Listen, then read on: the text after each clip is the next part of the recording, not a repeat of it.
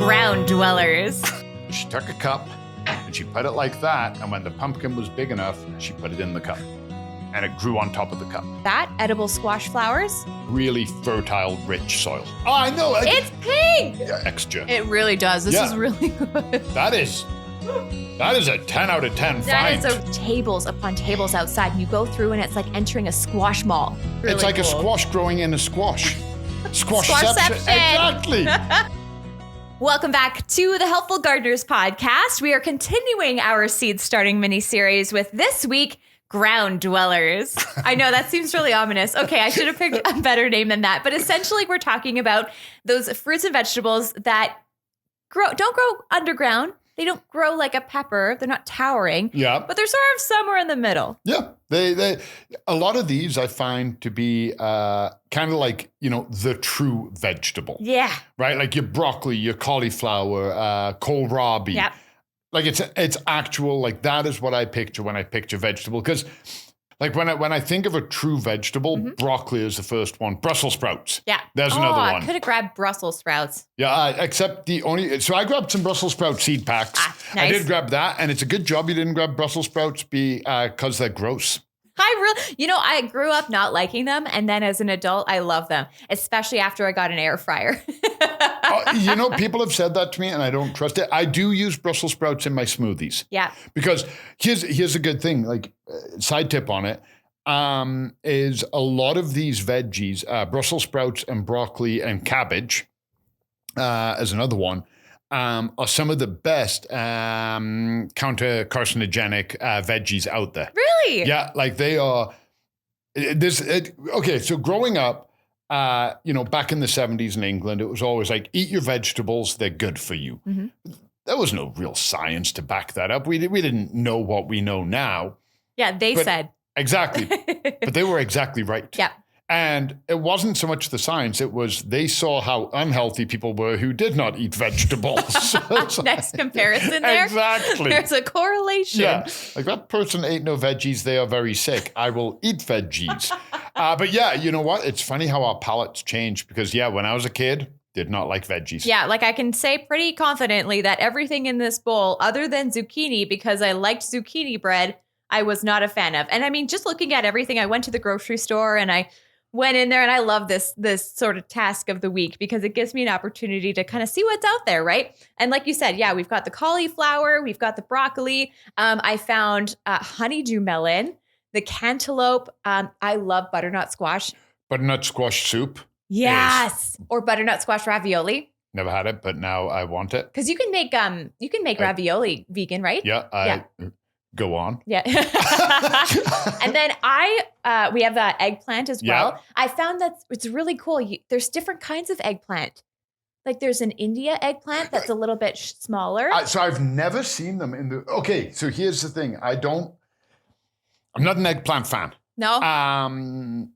I've had eggplant and the times I've had it cooked wrong more times than I've had it cooked right. Oh, that's fair. So and I've never cooked it. So I really can't speak too much of it, but I'm always like, when I've had it and it was cooked right, it was great. But when it was wrong, it was terrible. Yeah. So I'm really on the fence. So I never really look at it. Can you get it out? It's like Excalibur. It's so pretty. Yeah. Oh, and what, do people call it red? Okay, in this case, It's it a is beautiful, purple. yeah, the red onion is purple. I like how, in this case, I'm surprised they didn't call it red plant. Okay, fair, touche. Yeah. You get this round, Colin. But I love eggplant parmesan. I love... it sounds delicious, but I'm on the fence with it. Okay. That's all I'm going to... I've never grown it because I don't know what to do with it. That's fair. And that's fair, right? Looking at different kinds of varieties of eggplant, I'd be curious to taste them and see if they're all kind of the same. Or maybe with a different variety, you can try a vegetable that you previously didn't like. And I wonder that too, right? That's what I was thinking, is because I've seen that happen so many times with kids, right? Kids, I've talked to parents in all the years I've been gardening, and my kid does not like veggies. Mm-hmm. I go, yeah, I've heard that before. And I go, grow a veggie with them. It doesn't matter what it is, but I have yet to see a kid that grows their own veggie, goes out and waters it, and they're excited because they see the fruit form, who won't at least try it. Yeah. And you can see that they don't like it, or they're on the fence, but they are determined to like it because they put effort into it. Yeah, my sister actually didn't like cooked peas or peas from the store, but as soon as they were grown in my mom's garden, she loved it. Huge fan. Yeah, exactly. And then, I mean, then you run the risk of, you bring it home from the store and they're like, oh, I don't like this one because I didn't grow it. But it is a good thing to do. But I wonder that. I wonder if I grew eggplant, would I be forced to do it, or would I just give them all away? Or I don't know if I think I would probably learn a recipe that required it. Yeah, I mean, you put in the work, right? Yeah. Yeah. And yet I love carrot cake. I do not like zucchini bread. That's one from like the actual food to whatever you bake it in. That's just like a no. Yeah, zucchini, I've never enjoyed it. No. In England, we copied the French name. They're not called zucchini. Do you know what they're called? What? Courgette. Oh, I've heard that. Yeah, courgette. Ooh, aren't we fancy? Yes. Yeah. Have you heard of zoodles? The alphagetti? No. Oh. So you take a zucchini and then there's like a spiralizer thing that you can get and you can make zucchini noodles. But don't they do alphagetti in the shape of animals, and aren't they called zoodles? Oh, maybe. Oh, yeah, they are. That's right. Wow, that's a blast from the past. Yeah, you're like, zoodles and dino nuggets, I'm in. But we've just, I mean, obviously, we're talking about vegetables and whatnot, but you had the cantaloupe, the honeydew melon. And this episode, we're also talking about strawberries, which smell amazing right now. The strawberry has got to be, I think, one of the most loved fruits. Yeah. No, strawberries are huge where I was born, over in Creston, BC. Yep. And my mom, that was one of her first jobs, was going to be like a strawberry farm picker. And I'm like, sign me up. Where do I go? Like, I'm sure it's hard work. And like, I wouldn't be saying that after a week of doing it. But it just, the smell. Oh. I picked blueberries one summer in the Maritimes. Oh, fun. Yeah. Well, okay. Full disclaimer, I picked blueberries for one day in the Maritimes. They're like, we don't care how many blueberries you eat. Yeah. So you're like, oh, this is great. And then at the end of the day, you're like, if I see another blueberry, I'm going to be sick. And that's actually a very, important distinction to make today, because we could go on about a lot of those shrub types of, fruits and vegetables and how to grow them. But for today's episode, we're going to be talking about those ones that just sort of sit above the soil and that you would normally grow as like an annual in your garden. And so exactly, the herbaceous ones, because that's people, I think they get amazed when you tell them that blueberry is a shrub. Yeah. Saskatoon berry is a shrub or a tree, the amalanche. And I think people go, what? I think a lot of people expect them to grow more like a strawberry than a raspberry. You went downstairs. I did. And normally I pick the seeds, and so I know what's there. But today, you're going to surprise me. One of the things that I instantly see is something that we can't get in season right now, and that's pumpkins. Yes. Look at them all. Yeah, this is the one I would want to grow. So it's Big Macs. Big Macs. Big Macs. That's a good guarantee, hey? Yeah, like I don't know. And I mean, look at the orange and the lines. Like if I was thinking jack-o'-lantern. Oh, absolutely. Here's the thing is, I don't think of food when I think of pumpkins. No.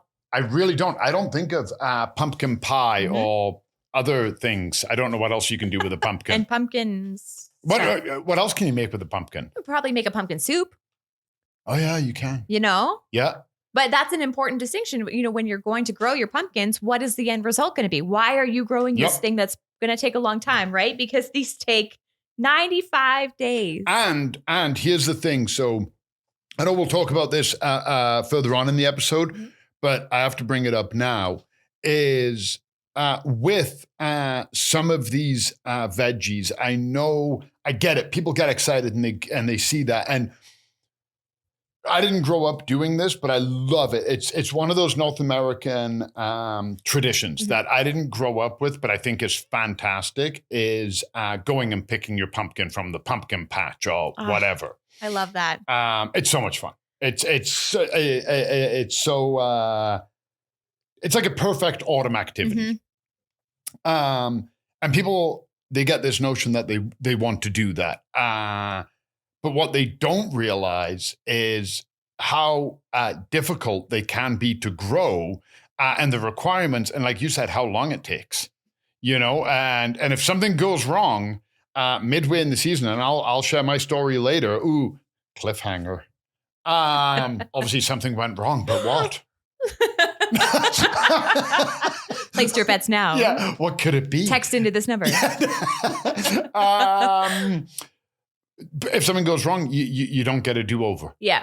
You don't get a do-over. So like mid-season, you're like, oh no, this has happened. And I've had that happen with cucumbers, okay, where got powdery mildew and the plant died, but I'd already harvested 15, 16 cucumbers off it. So it wasn't that tragic. But where there's something that's a late game. Oh, have you ever seen growing a sunflower and something eats the head off right before it opens? You're like, something as in squirrels. So annoying. Yeah. I always thought, there's like not a lot of varieties of pumpkin, like there can't be. But looking at what you brought, I mean, there's the Howden. Yeah. And what's interesting about this one is it says that it's an excellent choice for the Halloween trade. And I'm like, that they're advertising usage for Halloween. That's really cool. Makes total sense. Yeah. The Jack of all trades. I got that one because it had Jack in the name. I love that. And it actually says it's fine for pies. So like and that's another thing, holiday, are you going to be growing it for a pie? Well, and correct me if I'm wrong, because I've never done it before, but the guts, when you hollow out the pumpkin, those guts are what you make the pie from, and the seeds are what you roast and you eat or plant in the garden. But that's so you can carve the pumpkin, but it's not one of those ones that's wasted at all because you're carving the part that you would discard. Oh, you could do it all. It's a 10 out of 10 vegetable. If that's an intention for this growing season, right? Not only is it healthy and fibrous and you can make delicious pies, it's also decor. Name another vegetable that pulls that off. I know we've set the bar high, right? And also that comes in different colors. This is called a pink banana jumbo. Oh, I know. It's pink. It doesn't even look like a pumpkin, does it? That's why I saw it and I was like, that's a pumpkin? Rich pumpkin flavor. It can reach over 120 centimeters or 48 inches long. You know somebody out there is trying to hybridize a pumpkin spice. A pumpkin spice, you hollow it out and you have instant pumpkin spice pie. Do you think? I don't know. I think somebody find out and comment. And if not, we are going to do it. It's another one of our ideas. We just do that, right? We're actually entrepreneurs. Yeah, have an idea. There you go. What else do we have here? Okay, so along the pumpkin line, let's go into squashes. Okay. Okay, another cool thing about Creston, BC. This is going to be my Creston, BC episode. Absolutely. But, if you go there in the fall, have you ever been there? No. Oh, it's lovely. They have wine. They have... Wait, I don't even really know. It's in the interior. Is it Kelowna region? So do you know where Cranbrook is? I think I've passed it on. Yeah. So if you go Highway 3 and then you go out and you see Cranbrook signs, you go past Cranbrook for about 45 minutes to an hour. So in Creston, it's a lot of farming. And so... Yeah. No, I was scratching my nose. My nose was... You're telling me something was on my nose. Anyway, they do a lot of farming in Creston, and they do a lot of obviously wine and everything, and a lot of orchards. So a lot of apple trees. The growing trees, climate everything. out there It's amazing, but they do a lot of squashes too. So you go there in September, October when it's squash season, and we go to Walokas. Love Walokas. And they do just tables upon tables outside, and you go through and it's like entering a squash mall. My God, I love the aesthetic of autumn. Oh, right. I love the orange and the smell and the fires and the crisp leaves and that. Yes. Exactly when you go in and there's Jeanette downstairs when she brings in the pumpkins and there's the white ones and the knobbly ones and the green and then all of the different gourds. And isn't it funny that you say that? Because looking at these squashes, that's pretty much the color palette. Yeah. That's like the color palette of autumn, and that's when you harvest these. Yeah. That's so strange. I've never made that connection before. I love this one. This is called Sunburst. That one just looks cute, doesn't it? It's very cute. It looks like one of those little mood changing octopus things that you give kids. They're so cute. I thought they looked like gummy candies. Oh yeah, actually, yeah. Yeah, I thought like they would be a great gummy candy shape. It says it has a buttery flavor. I've never thought of squash having a buttery flavor. That's kind of nice. The one we talked about was literally called butternut. Okay, whatever. Didn't know we were the judgmental gardeners. Thanks. Moving on. I hope you didn't get butternut in here. Oh, you did. Yep. We're not talking about it. No. What do we have here? We have buttercup squash called Turk's turban. I don't know why. Why is it called that? Yeah. What a cool thing. It's like cool. A squash growing in a squash. Squashception. Exactly. In squashtion. Oh, that's so cool. They say it's great for baking and stuffing. I've never stuffed a squash. I've never ever. I helped Jenny cook one time. Yeah. And do you know what I was really surprised at? I thought they would be brutally hard to cut through. And they, while firm, the knife goes through pretty clean. Yeah. Yeah, I actually quite enjoyed it. Mm-hmm. But yeah, stuffing one. Yeah, I would love to try it. Yeah. There's also these really cute, they're zucchini squashes, but they're round. Yeah, I've only ever seen zucchini as like a long thing. That's cute. Yeah, I wonder what that would taste more like. That's why I was curious about that one. Yeah. Is it more zucchini or is it more squash? Stuffed as an interesting side dish. Again, stuffed. But here's something cool with the zucchini squash, because as I mentioned, there's the round one, but then you can get the long ones, and there's one called Desert and one called Black Beauty. Yeah. That's cool. And it's not black. Who is in charge of the colors of these vegetables? We don't know what's inside. Maybe it's black inside. That's appetizing. Because the first thing I do when I cut open a vegetable that's black, I'm like, oh, yeah, I should probably eat that. It says the productive plants are upright and open, revealing the dark fruits. Yeah. Or maybe the dark. Wait, what? The dark fruits. It's not black. Someone grow this and tell us, please. Yeah, I just want to know who's in charge of colors, because I have questions. Yeah. Okay. If I asked you what color, you had to tell a kid what color that was. No. It looks red. Is it purple Brussels sprout? Does it look red, Brand? No, I don't know anymore. This is like that dress phenomenon. Okay, this is what. I don't know. I don't know what to tell you. I know it amazes me how the colors, because and that is called red ball. Aha! That is called red ball, but it is not red. I got the assignment. Okay, I see that I'm single-handedly trying to change this. You have aligned yourself with big vegetable namer. Like, I got it. That's fine. Ooh, let's talk about strawberries. Oh, yes. Now you're singing, mate. This one just completely caught my attention. Have you ever seen a yellow strawberry? Do you ever get asked when you were on the floor, or people who know what you do for a living, does anybody ever ask you the question, what tastes better? Have you ever? So I'd get people frequently who would be like, oh, I want a raspberry. Which one tastes better? Really? And it's like, I drink my coffee black. You might only like lattes. Yeah. Like how I can't answer that because flavor profile is very individualistic. Yeah. But I found those yellow ones, they were more novelty in color. I found them quite disappointing in taste. Oh, interesting. Yeah. Don't get me wrong. They were good. Yeah. I'm not saying it was bad, but I thought it was going to be like different. I thought it was like maybe tangy or something. I think that was the color. I'm like, is it going to be like lemony? I was a smidge disappointed. A little bit, but again, that's a flavor profile. And it was worth the try, right? Because now you know. Exactly. And it's going up against tough competition, because I love the traditional strawberry. Mm-hmm. What I really love about strawberries is that you can grow them in a container. They grow amazing in a hanging basket because you keep them away from slugs and squirrels. Yeah, and then they have these beautiful flowers that are great for pollinators. Yep. This one is the Regina strawberry. Shout out. Yeah. It says the delicate, petite, bright red fruits are produced from summer until the first frost over several years. The berries are sweet with a uniquely rich and fruity flavor. They're ever-bearing. They work well in containers or raised beds in full sun to partial shade. Like, how how much more Yeah. diverse and accepting can you get with a It's like, strawberry? I got you. Wait, how do you What do you want to need? grow me? I'm in. I got it. Yeah. Okay, let's go into watermelon because that was something I wasn't able to get at the grocery store. And this is sort of the same thing as watermelon, too. pumpkins, hey? It takes a while for those things to grow. It really, and this is going to sound really, really silly. Now look at this one, by the way. Look at the name on that one.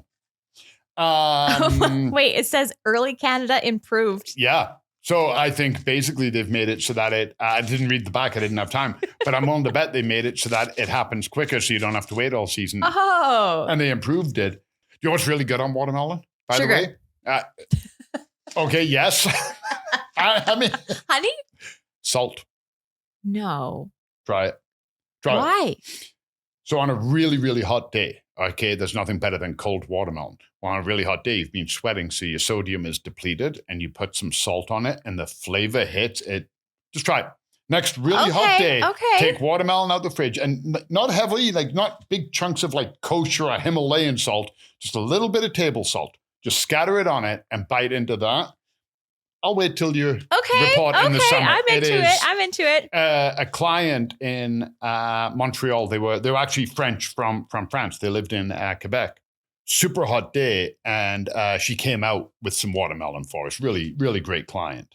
And I bit it, and I was like, oh, I wasn't expecting. And she's like, oh yeah, we put salt on it, and I was like, oh, actually that's, you know when like a taste is growing on you as you're, it's like take the tray off her.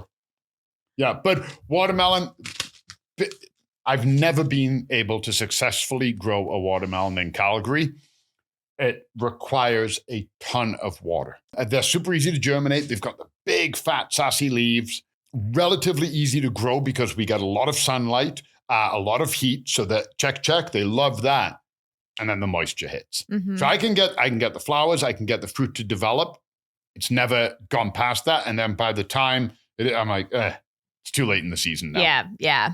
What else we got going on? What do you got over there? You know what I couldn't find though? Really quickly. So this is a great segue. Cucumbers. I love cucumbers. Yeah. Have you ever had a cucumbber sandwich? I love cucumber sandwiches. Cucumber sandwiches. Oh, come on. Yeah, they're the bomb. With salt. Yeah. Yeah, see? Yeah. Salt. Have you ever had a cucamelon? No. They're actually sour. I believe they're also called mini sour melons, and I believe mini sour cucumbers. Okay. Are the name. You should Google it and put one on the screen. Really interesting. So that they're small. They're smaller than a strawberry. Maybe inch and a half. Guys, they're there so cute. And look at these little things. You can just pop the whole thing in your mouth and eat them. And they're juicy and they're tasty, but they've got a kick to them. Like really? If you do find cucamelons, give them a try. Yeah. They're really, really tasty. And of course, you've got broccoli over there. Yep. Broccoli, cabbage, Brussels sprouts, all of the classics. Yeah. So here's one. If nobody's had it before, kohlrabi. Oh, I have never had a kohlrabi. So I don't know how you eat it. I don't know how you grow it. I eat them raw. Oh. I eat them raw. I know some people like them. They are very, very hard. It's like an onion and a cabbage, but it doesn't have that sulfur tartness of the onion. They're outstanding. Oh, wow. I eat them by, so when I'm chopping them up to put them in a salad, I'm literally eating chunks off the tray. And that's how you usually use it, is in a salad. 300% of your daily intake of vitamin C. Wow. And it's in fibrous form, so your body processes it better. Yeah. Like they are insanely good for you. So the vegetable stays low. The stems come off it and they put out big leaves. They can get about, 3 foot, 4 foot tall maybe. Do really good in the shade. I found they did not, so I've done them in a couple of different areas. They really didn't like full sun. Okay. They wilted really fast. Mm-hmm. In the shade, did amazing. And I've done purple and white, and they are a 10 out of 10 veggie for me. That's really cool. Let's talk into some of the more specifics about growing these kinds of seeds. You know, the one thing that I noticed wasn't in this grouping of seeds was seed tape. Yep. Are these seeds generally bigger? Some of them, yes, some of them, no. So I think you've got them over there. strawberry seeds. Oh, yeah. Feel yeah. the pack. Yeah, that makes sense. Doesn't even feel like the seeds in there. Yeah. Because you look at the size of them. Yeah. But for the majority of them, the seeds are. I think we're all familiar with watermelon seeds. Yeah. I think we're all familiar with pumpkin seeds. Exactly. Cucumber seeds. Yeah. You pour them in your hand and you've got like 7. You're like, I know I have 7 seeds. Yeah. So very easy. But on these, speaking of that, it is really, really important to get your spacing right. Okay. Yeah. Because they can grow very aggressively. Yeah. Last week you were talking about valuable real estate. Yeah. That would be why. Yeah. Zucchinis are fairly common. Like I've never not seen them at the grocery store, put it that way. And they will absolutely like take over the garden. Mm-hmm. They will take over the veggie pot. So will some pumpkins. So you've really got to be careful. Remember when I was talking about the 3-sister planting? Right. Okay. Well, one of the sisters was the squash. Yeah. Let's go over that just one more time in case anybody missed it. So the 3 sisters companion planting is squash, corn and beans. Corn and beans. Yeah. Right. So, and they all work together by fixing nitrates and creating stability. So the corn stem and the beans climb that and whatnot. And then one of the purposes of the squash, not just the food, was it forms a ground cover because it's so aggressive, so it keeps weeds down. Yeah. So it prevents water, and the leaves are on the ground drinking up all the sunlight, and it acted as kind of a natural mulch, if you will. So that was its purpose as the companion planting in there. But as a result of that, okay, it works amazing when you've got a ton of agricultural area and you're doing that. But some of us have small lots or infills, or we've dedicated a bigger area to our flowers or whatnot, and we don't have a large veggie plot. So some of these might not be suitable. These you have to start inside, right? I recommend it. And the reason I say grow them inside is what you said earlier, is how long it can take to get there. Especially, again, in Calgary, but anywhere in the Northern Hemisphere, it can happen. We get it because we're a very northern climate. We're literally land attached all the way up to the boreal forest where those northern winds can hit us, and there's nothing. It's flat land and prairie. Yeah. It's not like, Quebec, because Quebec goes all the way up to the territories too, but it's dense forests, and that really cuts down the winds. When that north wind blows, even in summer, you can feel it. You're like, oh my God, it's 38 degrees. You go out the next day and it's 14. You're like, okay, there's a chill in the air. Because of the amount of moisture in a lot of these, they really do not like the frost. The frost is really going to damage them. So yeah, get an early start on them. Get them in quick. But also know, talking about spacing in the garden, we've talked about this a few times. Plan your spacing in the house because they can get big and aggressive real fast.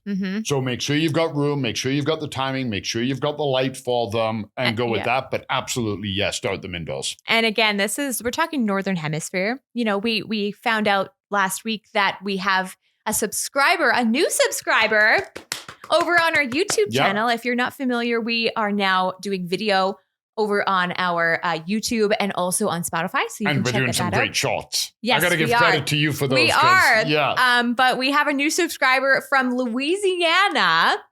This is Harlia the Swamp Bitch. Had to censor that. Yeah. I love you so much. Yeah. We had so much fun with your comment. Just found this channel. I'm loving both of your vibes. Thank y'all for your time. I'm definitely down for this kind of podcast. Love that. Yeah, we're definitely down for that kind of listener. Yes. And Harlia, if you are in Louisiana, I don't think you would have to start these inside, hey? No, I mean, I had a friend who, it's not Louisiana and my geography isn't that bad, but it's right next door. And they lived in Mississippi. And the stuff they could grow, like they can grow winter vegetables. Yeah, yeah. I was talking and they're like, oh, do you guys do any winter vegetables? I'm like, ha, ha, ha, ha, ha, ha, ha. I know. I watched this girl down in Florida and she said that her final frost is Valentine's Day. I was like, that's not even halfway through winter for us. Valentine's Day and their frost. Yeah, I know. Yeah. I was like, I mean, it's all comparative, right? Our grass is like, you could step on it and it'll pierce your foot and it's white and it's -3 and we're like, kind of frosty this morning. scraping an inch off of your car. Oh, we're so dramatic. Yeah, and that's frost. But exactly. So, okay, so starting them inside, make sure to watch out for your spacing. Think about doing a squash companion planting. That's really cool. I'm assuming all of these are pretty good in terms of none of them are going to take over that you would have to avoid planting them next to anything else. Hey, like companion planting wise, like that's the only real one. Yeah, just keep an eye on them. And like anything, I think we're more hesitant to do it on our veggies because we don't want to lose crop. Yeah. But you can trim them back. What? Yeah. I would never. See? People get that. I'd be like, I need to give you everything I can give you. But okay, so this is going to kind of segue in. Zucchini, cucumber, pumpkin, and squash especially are highly susceptible to fungal diseases. And they kind of choke themselves. Okay. So they stay on the ground. We get a lot of moisture, say. Rains a lot. Well, now that rain can't escape. And it's building up as warm moisture, breeding ground for fungus. Yep. And once that fungus, we know that, we've talked about that before, that you can't cure fungus. You can treat it, you can mitigate the spread, you can work at preventing it, but you can't stop it once it's in. You can't cure it. So you really have to be careful. So thinning them, cutting some leaves off, snipping them back, making sure that there's good wind flow, that there's good sunlight and wind on the soil to help dry it out. Maybe use mulches so they're not sitting on that wet soil will absolutely help mitigate that. So trimming veggies back is not the end of the world. That's such an interesting, I would have never thought, but it makes sense when you explain it. Yep. We have no problem at looking at like a tree or a hedge or a shrub or even our perennials and go, oh, it's getting a bit shaggy, should trim it back. But the veggies, you might want to cut that. And people are like, are you out of your mind? What are you talking about? Can you do it so that I don't mess it up? Exactly. But I've trimmed back cucumbers, tomatoes. I've trimmed back darn near everything that needs help. Anything where I'm like, oh, that branch is interfering or this is causing a problem, I will absolutely just go and snip it back. And I've never once been like, well, I only got 140 pounds of tomatoes. I could have got 150. Okay, so if you're in that high pressure situation where you're there with the snips and you're like, should I do it? Just do it. Yeah, as long as you're not cutting main stem, as long as you're not live heading. Oh my gosh, can you imagine? Yeah. Colin told me that I could do this and then you end up killing the whole plant. You're cutting branches, you're cutting leaders, you're cutting tendrils. You're not cutting main stems. You're not live heading. You're not doing anything like that. You're shaping and forming as the plant goes. Nice. Let's go into soil. Oh, yeah. I feel like this entire mini series, we have had a different soil combination for each kind of like plant. What do these love to live in? They love a really rich soil. Oh, good. Yeah, they love a really rich soil. It's really good to amend with. They love a really good compost or composted manure. So basically what you're doing with your corn and your tomatoes, just put it on over into these as well. Where the other ones do, they like it. No plant really. I mean, not no plant. There's swamp plants. We could talk to the yes. We could talk to our friend Harleya. Yeah, I like the second part of her name better. It's just a girl. But absolutely, there are plants that like wetlands, of course. But a lot of our veggies, a lot of our ornamentals, whatnot, do not. But these guys, they don't need it as well drained as some of the others. Okay. They like a really fertile, rich soil. Does that also go for things like strawberries? Say you're going to be growing them in a pot. Do you still want like a compost, nutrient-rich soil?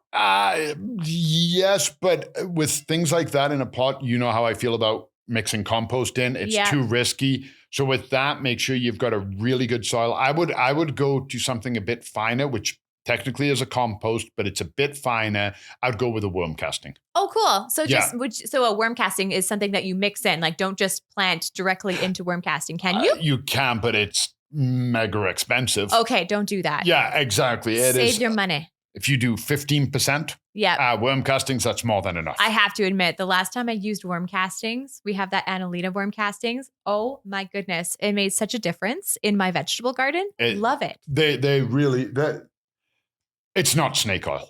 It really isn't. I don't promote snake oil. I never will. ain't nobody sponsoring us.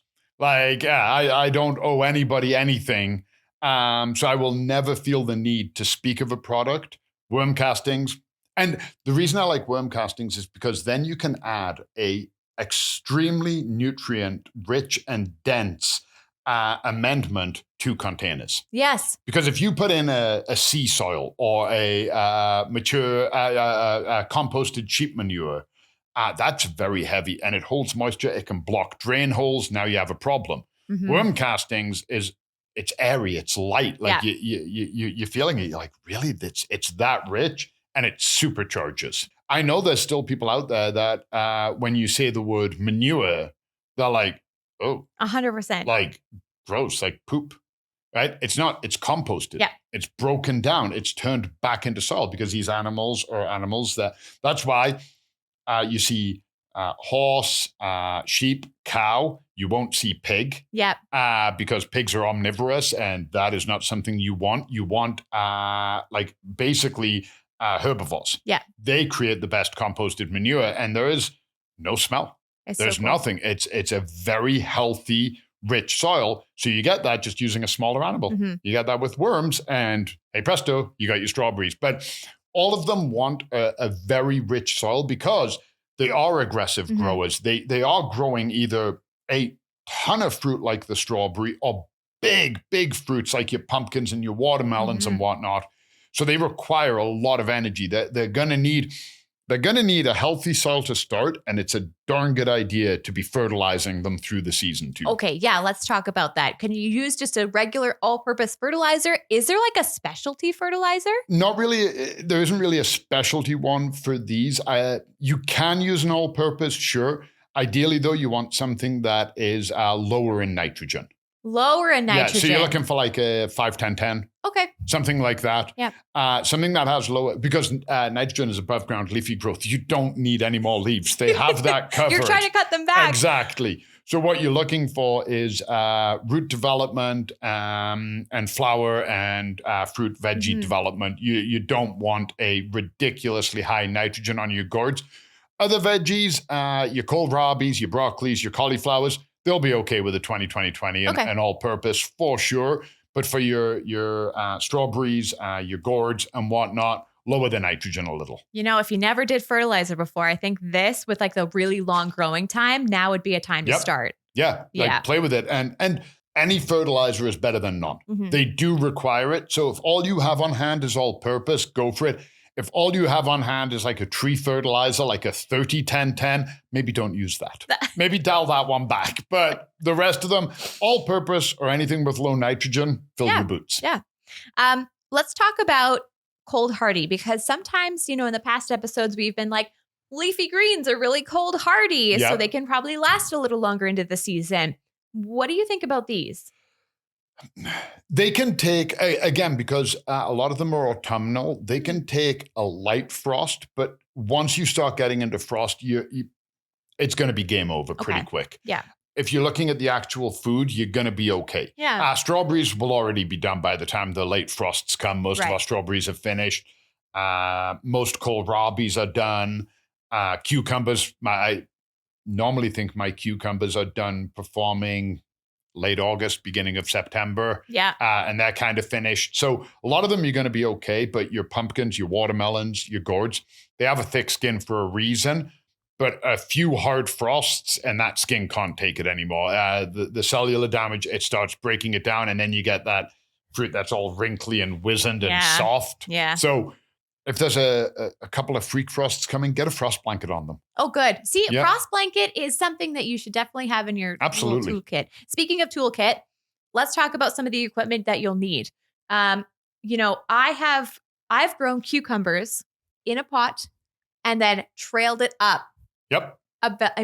So that's something that you can try if you don't want it just like on the ground, if you have valuable real estate. Yep. What other kinds of like equipment? Obviously, you don't need that for this, but what kinds of equipment do you foresee needing for these kinds of plants? So trellis, great idea right off. Another good one, I'm going to give a shout out to our friends Peter and Bree here. Mm-hmm. So they grew pumpkins. I'm going to tell my pumpkin story now. Oh, there we go. Dun, dun, dun. There we go. So a number of years ago, was growing a pumpkin and literally growing it for the purpose of letting Harry carve it for Halloween. Cool. And he was super excited. He was all in with me, and we got it. And the plant did amazing, and I trimmed it, and we had a perfect pumpkin forming, like shape, look, how orange it was. It was beautiful. It was, I don't know, maybe in between a baseball and a softball size. Oh, that's so satisfying. And we're like, oh, this, and we were both super excited with it. And we're talking, and it just didn't get bigger. It just stopped? It just didn't get bigger. And we're like, what? And I picked it up and I turned it around, and the slugs had eaten the back of it out and eaten all of the insides out. And it was just like 2/3 shell. Those sneaky sitting pests at the front. And I was like, well, Peter and Bree grew pumpkins, and they were very successful with them. And what Bree did is she took a cup and she put it like that. And when the pumpkin was big enough, she put it in the cup, and it grew on top of the cup. And there was no moisture on the bottom. And they're very careful about the slugs and whatnot. And they grew a couple of good-sized pumpkins. That is the smartest thing I've ever heard. Brilliant. I was like, and they did something really cute too. And this is fun. This isn't a tool that you need, but if you want to have fun with it, they carved their initials in the pumpkin. Oh my gosh. And then as it grew bigger, it stayed in the skin because the skin forms nice and thick. So they actually carved their initials in. I'm totally copywriting all my pumpkins this year. Totally. Brand. So there's a tool you can use. It's not really a hardware per se, but I would absolutely recommend keeping a fungicide on hand. Yep. But really, they're quite self-supporting. You want them to do their own thing. There's a win for them, hey? Let's go into more of those bugs, diseases. You talked about slugs. You talked so I feel like out of everything we've talked about, these are susceptible to a lot. Animals are very attracted to them. Oh my gosh. Yeah, they really are. So bunnies will love them. Oh no. Yeah, bunnies will chomp on them. Squirrels will go for them. I'll say this carefully so we don't get another shot. Slugs and snails. They're moist. They're very good and crunchy for them to get their teeth into. Because of the amount of foliage and the leaves overlap and there's tons of nodes and they're very coarse. Mm-hmm. Have you ever felt the stem of them? Like they're very rough. Yes. You almost kind of feel like a plant sandpaper. Oh, yeah. Oh, that's descriptive. Yeah, perfect. Yeah, that's how I always feel about them. Like they feel like you could exfoliate your hands, clean your hands with them. Well, it's a perfect breeding ground for aphids and spider mites. Keep an eye on them. And the moment, that's why I said trim them, put them down. Use mulches, use straw. Yeah. Get a bale of straw and put straw down. They're called strawberries. They like that because it allows the moisture to go through and it dries out nice and quick for them to sit on. Yeah. Just really try and be very careful with your water. Don't use a sprinkler. If you're watering by hand, don't just spray on the leaves, water the roots. Yeah. The plant will do just fine. They need the dryness, but ironically, they need a ton of moisture. Mm-hmm. Going into some of the things that you can do with harvest, because of course you must be growing it for the actual product, right? But I was looking this up because someone told me that you can also use the leaves. Did you know that? No. Yeah. So I said, can you cook squash leaves? And they were saying, yep, you can stir fry, stew, or steam them. Obviously, don't do it if you've sprayed a ton of fungicide on it or if they have powdery mildew. Yes. If the leaf is clean, get out of here. They say leaves from winter squash have amazing flavors when they're cooked. They're kind of like a spinach-like texture, which is cool. And then also... Well, they're a very dark green, which would make sense. Like they 100%. Would have... Like, I mean, if you're cutting the back anyway, why not just use them? That is fantastic. So that's something to look into. I just learned something. That's wicked. And then also squash flowers. Have you heard of that? Edible squash flowers? No. The bright yellow big flowers. Yeah. Edible squash flowers. Well, look at me learning stuff. They almost look like a chicken wing. They do, don't they? I mean, I would eat this in a restaurant for sure. I would absolutely try that. Like yeah. And it looks like they just kind of stir fried or like in a wok or something. Like deep fried like fried with like salt and herbs and stuff. If you say get really successful with your squashes and you're like, I have too many, I would like to try to do something with the flowers, and this is an option. Well, exactly, for you. because if you have the reason I love that is if you have a ton of flowers and you're like, oh my God, I don't know what I'm going to do with 100 zucchini. Yeah. You can pop them off. Plus, then if you've live headed, the plant will put so much more energy into the actual vegetable and fruit and whatnot that it's producing. So you're going to get a better success rate and you get a delicious snack en route. Sign me up. So we've essentially used every part of it. Like, I feel like it's a win-win-win-win. And then when you've taken all the leaves off the stem, then you can use the stem and exfoliate your hands. Yeah, exactly. Okay, as we wrap up this segment, I want to surprise you with something, but I need to leave. Oh, is that my surprise? That's a terrible surprise. Surprise, I'm out of here. So, I need you to clear some space. Okay. Perfect, thank you. Okay, this, my friend, guess what this is? Guess what this is? Well, a melon. Yes, it's a melon. Good job. There we go. This is something that we don't have a seed for, which is interesting because you know what we're talking about? You go to the grocery store and you're like, oh man, like these are the common things, right? But this melon I'd never seen before. This is called a Santa Claus melon. Get out of here. Yeah. It's because it's red. Okay, here's another name for it though. It's also known as toad skin. Originating in Spain. Toad skin I can see. Okay. Yeah.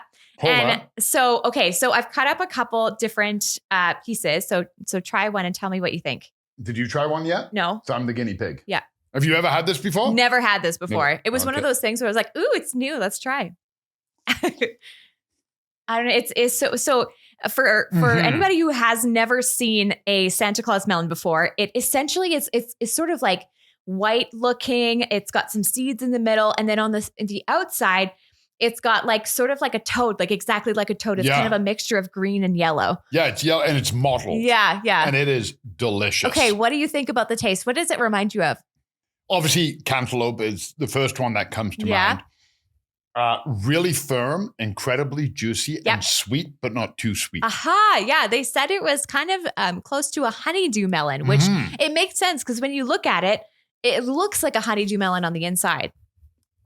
I see what you mean by cantaloupe. Yeah, it's almost got like a buttery texture. It really does. This is really good. That is a 10 out of 10 find. That is a really good one. Well, that wraps us up for this episode. Before we go, I want to ask you, what vegetable out of this bowl do you identify with most?